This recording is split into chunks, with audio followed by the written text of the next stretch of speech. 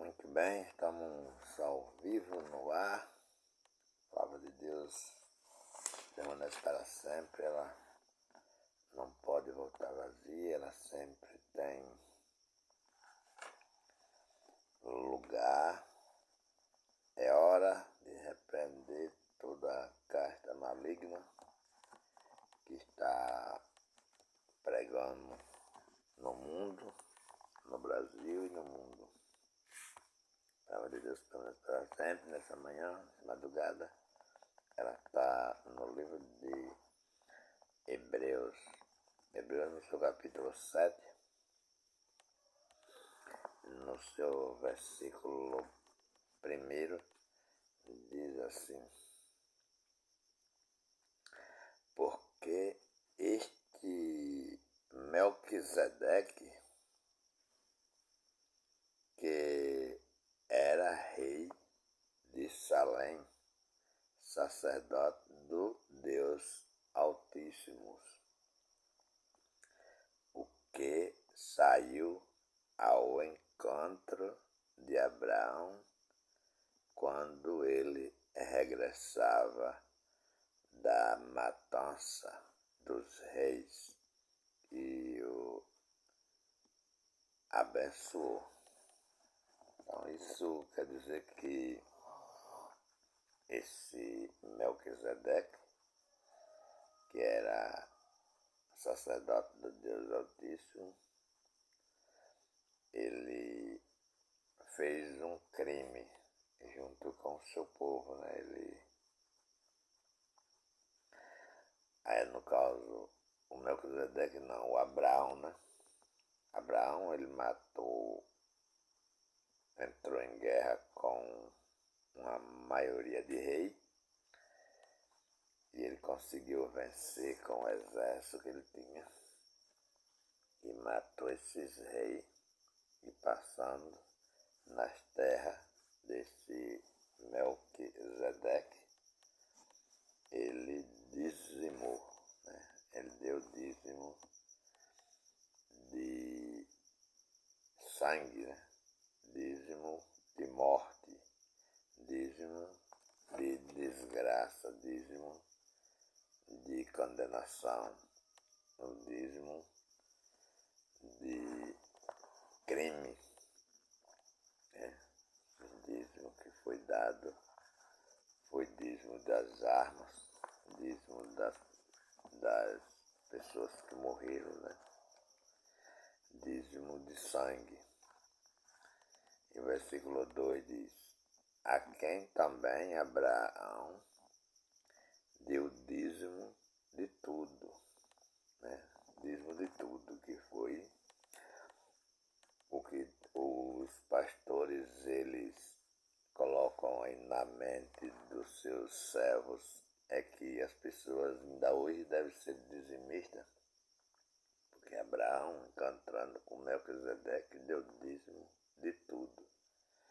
Mas o que eles ensinam é que tudo significa que Abraão nunca foi dizimista, mas quando ele encontrou Melquisedeque, ele deu o dízimo do seu gado, dízimo da sua fazenda, dízimo dos seus bens. Mas não é dízimo de tudo, é de tudo que ele destruiu, tudo, de todos os reis que ele matou, de todas as coisas que ele tomou, né? Depois daquele crime, as coisas ficaram sendo de Abraão, ele encontrou com Melquisedeque e deu dízimo de tudo. E, primeiramente, por interpretação, rei de justiça, Melquisedeque, né? Por interpretação, rei de justiça. Depois também rei de Salém, que é rei de paz. E aqui vem: sem pai, sem mãe, sem genealogia, não tendo princípio de vida. nem fim de vida. Não tendo princípio de dias, nem fim de vida, mas sendo feito semelhante ao Filho de Deus, permanece sacerdote para sempre.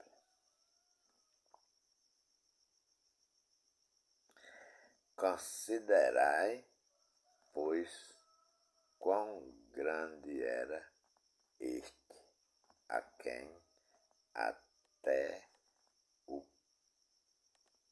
patriarca Abraão deu os dízimos dos despojos, dízimo das guerras, dízimo de sangue, dízimo dos materiais que ele tomou naquela briga, né?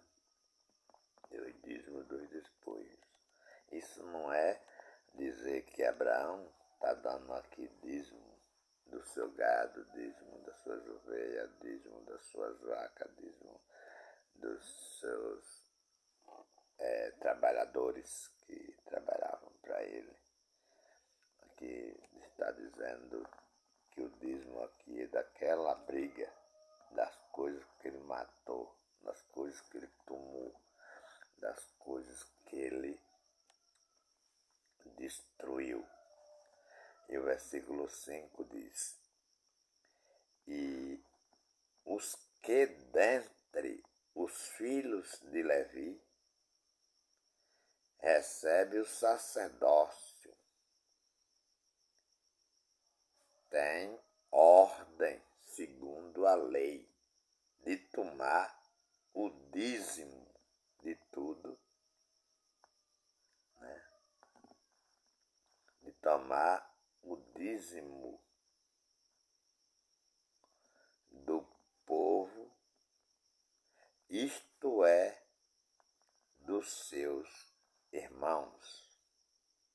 Então, isso quer dizer que os filhos de Levi,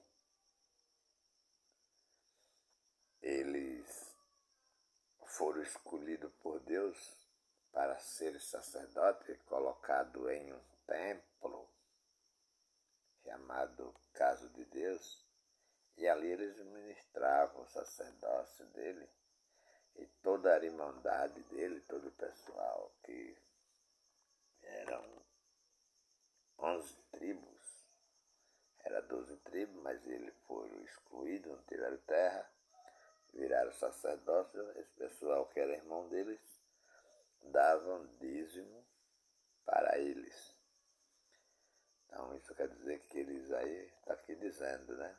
Isso é de seus irmãos, ainda que tenham saído dos lambos de Abraão, porque essas 12 tribos saíram dos lambos de Abraão, né? Porque os pais dessas 12 tribos são Jacó.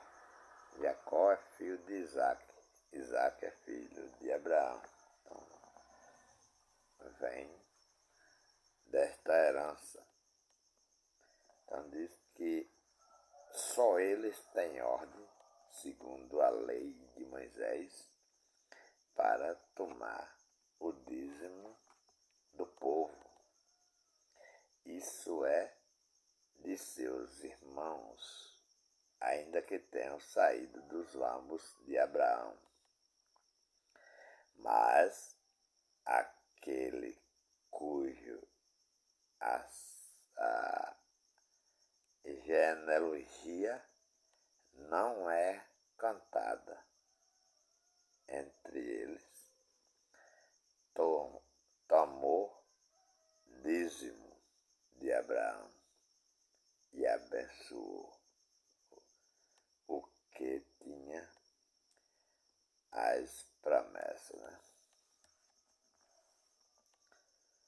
Essa é a verdade do Evangelho no meio de muitos povos que hoje pregam no Brasil, tomando dízimo, eles não ensinam para as pessoas que dízimo já não existe mais e quando existia só podia receber dízimo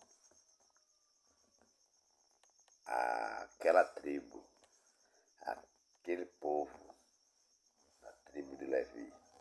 Mesmo no tempo do dízimo, Jesus é da tribo de Judá, ele não pode construir um templo e dizer, trazei todos os dízimos à casa do tesouro, para que haja mantimento na minha casa. Jesus não pode dizer isso. Paulo, um verdadeiro apóstolo que ensinou, foi revelado pela graça de Deus, teve em lugares que diz que não era lícito dizer a homem nenhum. Este Paulo, ele também é da tribo de Benjamim. Por isso ninguém vê Paulo construindo templo e dizendo que aquele templo é a casa de Deus, porque ele é da tribo de Benjamim e isso não é um trabalho de Paulo, isso não é uma obrigação de Paulo, isso é uma obrigação dos filhos de Levi. Paulo deveria ser dizimista, deveria dar o dízimo para as tribos de Levi e não a receber porque ele é da tribo de Benjamim. Ao nascer Jesus vai no templo e diz, ao nascer Jesus entra no templo e acha vendendo ovelhas, vacas, jogando, o povo jogando. E Jesus vê aquilo e expulsa todos aqueles povos dali, daquele local. E Jesus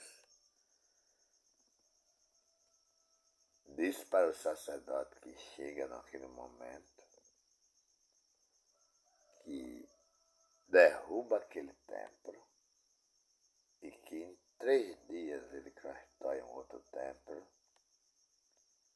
não feito por mão de homem, ou seja, um templo que não é mais para ninguém entrar, mas é um templo só para que o Espírito Santo entre e permaneça para todo sempre.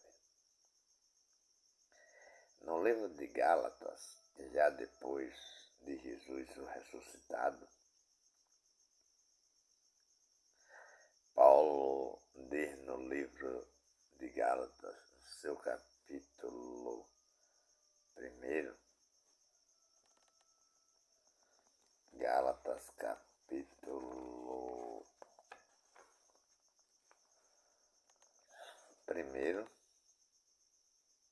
versículo 8 diz assim: mas ainda que nós mesmos, ou um anjo do céu vos anuncie um outro evangelho, além do que já temos anunciado, seja anátema, seja amaldiçoado. Se alguém se levantar pregando dízimo, pregando Páscoa, pregando em jejum, pregando sacrifícios, façam sacrifício para Deus, adore a Deus com seus bens, dê o dízimo de tudo. Segundo Paulo, esse pregador, ou esses ensinadores sejam amaldiçoados. Né? E é muito forte no capítulo 5, que no versículo 1 diz: Estais, pois, firme na liberdade com que Cristo nos libertou e não tornes a meter-vos debaixo do jugo da servidão. Né? Então veja, no capítulo 1, no versículo 1, versículo 8, diz que ainda que nós mesmos, ou um anjo do céu, vos anuncie um outro evangelho, além do que já temos anunciado, seja amaldiçoado, seja anátema. Anátema é amaldiçoado, essa palavra.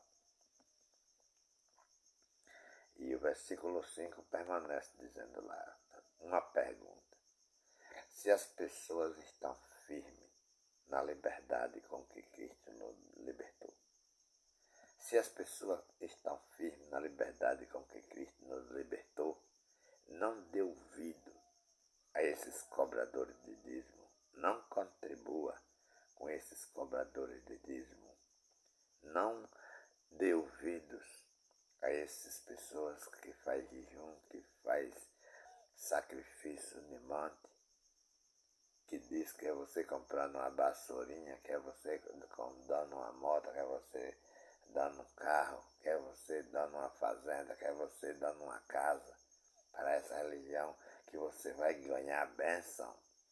Se você não faz isso, você é amaldiçoado, porque Deus está dizendo. Essas pessoas são elas que são amaldiçoadas, são esses pastores que são amaldiçoados, que pregam dessa maneira. São esses pregadores que são amaldiçoados, que pregam dessa maneira. Porque aqui não é brincadeira. Jesus não deu a sua vida em vão. Eles pensam que Jesus deu a vida dele em vão. E nós é que devemos trabalhar e pagar para nós ser salvos. Não, a salvação foi na cruz. Homem nenhum podia se salvar e nem sair do pecado. O pecado não era na nossa carne, não era o que a nossa boca falava. O pecado era no espírito. Todos podiam ser bonzinhos ou malzinho, era tudo igual, era pecador. Mas Jesus, Deus tendo a misericórdia, e decidiu resgatar e salvar e abençoar os nossos espíritos. Não foi a nossa carne. Jesus disse: a carne para nada presta. O espírito é o que vivifica. É isso que Jesus veio libertar. Jesus vem libertar uma multidão de espíritos que ficaram mortos nas águas, aí na morte, no tempo da Arca de Noé, que não conseguiram entrar na arca por causa do pecado, e eles foram destruídos, as carnes, mas os espíritos, como vive para sempre, ficaram presos no Hades, ficaram presos no inferno, ficaram presos no chão. O Hades, o inferno, é no chão. E aí, Jesus foi usado por Deus para vir e morrer e ser o libertador desses espíritos. A Bíblia diz que ele foi ao inferno, no chão, foi sepultado, pregou para os espíritos e resgatou os espíritos para debaixo do altar de Deus. Não existe um paraíso chamado inferno, onde o rei é Deus, ou onde o rei é o diabo, e que o diabo está lá brigando com Deus, dizendo: esse espírito é meu, e Deus: não, esse é meu. Isso é uma grande mentira que sai da boca dos pastores. Não. Todos quantos fomos batizados em Jesus Cristo, fomos batizados na sua morte. É só ver aí. Então, quer dizer, o livro aqui de Gálatas, no seu capítulo 5, versículo 2, diz assim: eis que eu, Paulo, vos digo que se vos deixardes circuncidar, dar dízimo de novo, dar oferta de novo, subir a monte de novo, fazer sacrifício de novo, Cristo de nada vos aproveitará. 3. E de novo protesto a todo homem que se deixar circuncidar, que está obrigado a guardar toda a lei. 613 pontos. Né? Vocês estão livres pelo sangue de Jesus, vocês estão livres pela morte de Jesus, vocês estão livres pelo resgate de Jesus, vocês não precisam mais dar dízimo, vocês não precisam dar mais fazer sacrifício, não precisa mais queimar boi, não precisa mais queimar ovelha, não precisa mais fazer nenhum tipo de contribuição para ser abençoado, porque vocês fizeram isso a vida toda e nunca foram, sempre foram pecador, né? Então, se vocês fizerem isso, vocês têm a obrigação de guardar toda a lei, né?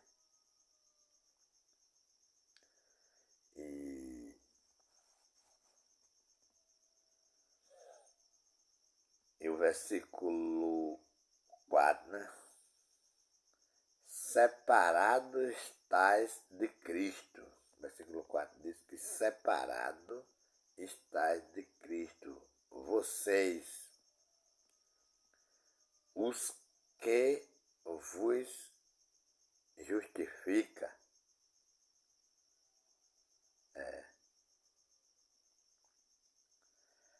Pela lei. Da graça tem caído. Né?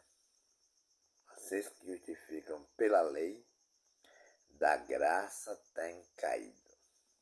Veja que aqui a Bíblia diz que esses caras que dão dízimo, que esses caras que cobram dízimo, que esses caras que faz sacrifício dos montes, esses caras que faz jejuns, que estão prontos a fazer obra para se salvarem, e não a recebendo o sacrifício de Jesus, é o que diz a Bíblia. Separado estais de Cristo, esses pessoal, esses que dão dízimo, esses que dão oferta, esses que estão adorando em monte, esses que fazem jejum, essas pessoas separados estão de Cristo. Vocês, os que vos justificas pela lei e não pela graça, da graça vocês têm caído. São amaldiçoados, são rejeitados. Não é Jesus que está no meio deles, não é o Espírito Santo que fala no meio deles, é a ganância, é a incredulidade, é a mentira que lá no meio deles está, porque eles criam um diabo para colocar como chefe do medo, para que aquele diabo possa fazer eles receber dízimo, para que aquele diabo possa fazer eles receber oferta, para que aquele diabo faça as pessoas serem naquele meio escrava deles. E o versículo 5 diz, porque nós, Paulo está no meio, porque nós, esse nós atinge até nós aqui agora, nesse tempo, porque nós,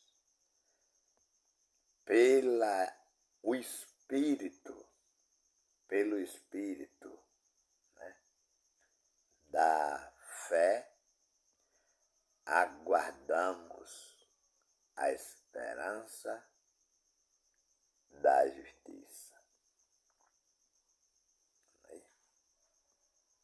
Porque em Jesus Cristo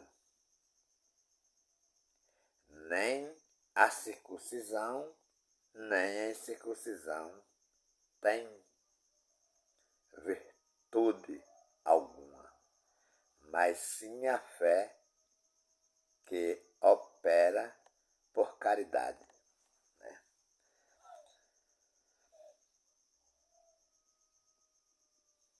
Sim a fé que opera por caridade. Caridade. Será que os pastores conhecem o que é caridade? Será que os bispos conhecem o que é caridade? Será que os apóstolos conhecem o que é caridade? Ou eles pensam que caridade é gritar lá no céu: olha o que disse Malaquias, quem não dá dízimo é ladrão. Olha o que disse Malaquias, quem não dá dízimo está amaldiçoado. Olha o que disse Malaquias, trazei todos os dízimos à casa do tesouro, para que haja mantimento na minha casa. Isso que é caridade? Ou isso é medo?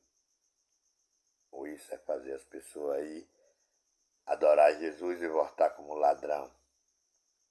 Ou isso é as pessoas aí adorar pensando como abençoada e voltar como amaldiçoada? Isso é caridade? Ou isso é medo? Ou isso é escravidão? Ou isso é ganância de pastores, de bispos, de apóstolos? Vamos entender mais. Vamos entender muito mais, porque a gente precisa repreender todas essas cartas malignas. O Hebreus, no seu capítulo 2, no seu versículo 14, diz assim: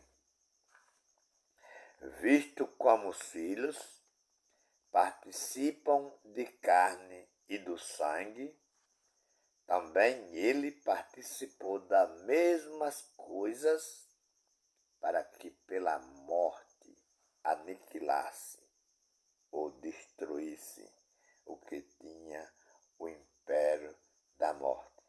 Então o diabo permaneceu firme até o nascimento de Jesus e até Jesus viver a vida de Jesus até 33 anos.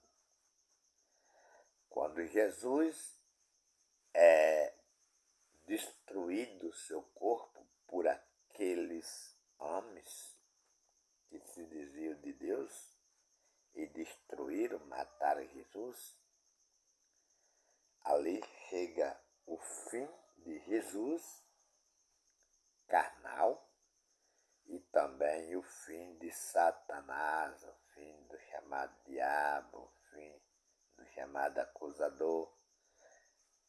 Está sendo destruído ali, enquanto Jesus está sendo morto naquela cruz.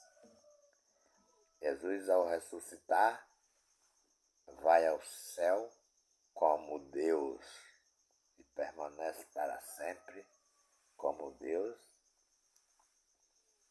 e desce de novo, como ele disse que desceria, desceu como Espírito Santo. O povo recebeu essa graça no livro de Atos, no seu capítulo 2, eles estão numa festa de Pentecoste e ali o Espírito Santo desce para fazer morada nos homens. E aqueles homens têm revelações, falam língua estranha e é cheio daquele Espírito para todo sempre. Então todos nós somos cheios do Espírito Santo, todos nós tivemos o Espírito Santo em nós, todos nós somos casa de Deus e o Espírito Santo habita em nossas vidas, em nossos corações. Hebreus, no seu capítulo 1, ele não diz que o diabo está habitando em ninguém. Hebreus capítulo 2 e o versículo 14 diz assim, visto como os filhos participam de carne e do sangue, também ele participou das mesmas coisas, para que pela morte aniquilasse o que tinha o império da morte, isto é, o diabo. Então veja, os filhos de Deus somos nós, da cruz para cá, aqueles que eram conhecidos como servos até a morte de Jesus, ficaram sendo reconhecidos como filho de Deus. Sendo filho de Deus, Jesus imita esses filhos de Deus, recebendo também carne e sangue, né? Por exemplo, os filhos de Deus que participam de carne e de sangue são os espíritos de cada uma daquelas pessoas, para ficar mais fácil para que as pessoas entendam. Os espíritos de cada uma daquelas pessoas eram os filhos de Deus. Eles estavam revestidos de carne e do sangue, até daqueles que mataram Jesus. Estavam revestidos de carne e de sangue.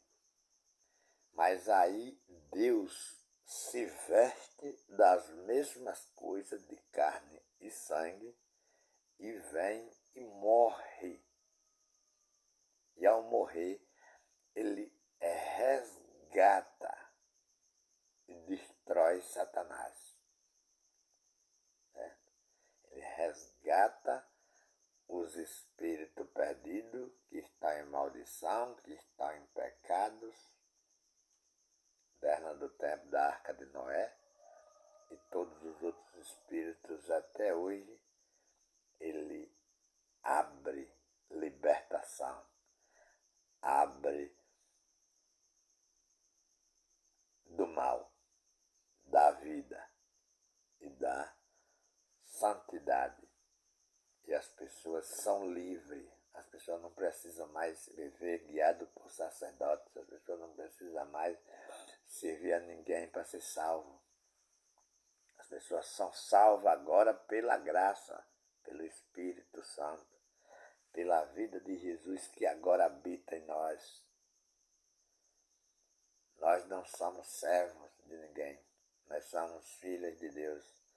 Nós não podemos roubar a Deus, porque Deus é nosso Pai. Tudo quanto é de Deus é nosso, porque nós somos herdeiros e co-herdeiros de Deus. Não é 10% do meu salário que vai fazer Deus viver ou morrer. Deus não precisa de 10% do meu salário para sobreviver. Deus não precisa de uma ofertazinha de mim para ele viver. E Deus pode viver sem comer, Deus pode viver sem beber, Deus pode viver sem nada disso. Porque todos os alimentos, todas as águas, todos os animais, todas as plantas, todas as casas, todas as vidas são de Deus. Isso é difícil para vocês entenderem que estão guiados por essa religião. Porque vocês pensam que porque vão ao monte adorar a Deus, vocês estão abençoados. O outro que não vai está amaldiçoado. Na manhã o outro vai, aí agora está abençoado. Isso não é isso. Jesus não fica abençoando ninguém e amaldiçoando ninguém. Jesus faz uma coisa só, e essa coisa só foi feita lá na cruz. Né? Por isso é uma grande mentira que as pessoas estão pregando aí, dizendo que estão adorando a Cristo. 1 1 Timóteo, no seu capítulo 6. 1 Timóteo, capítulo 6, diz: os deveres dos servos, o tema, né? Diz aqui a palavra do Senhor, no livro de Timóteo. Eu vou aqui para o versículo 6, para encerrar o vídeo por aqui, mais ou menos. Que diz aqui: mas é grande ganho a piedade com contentamento, porque nada trouxemos para este mundo, e manifesto é que nada pudemos levar dele. Né? Então aqui o versículo 6 e 7 diz que nada trouxemos para este mundo, e manifesto é que nada pudemos levar dele.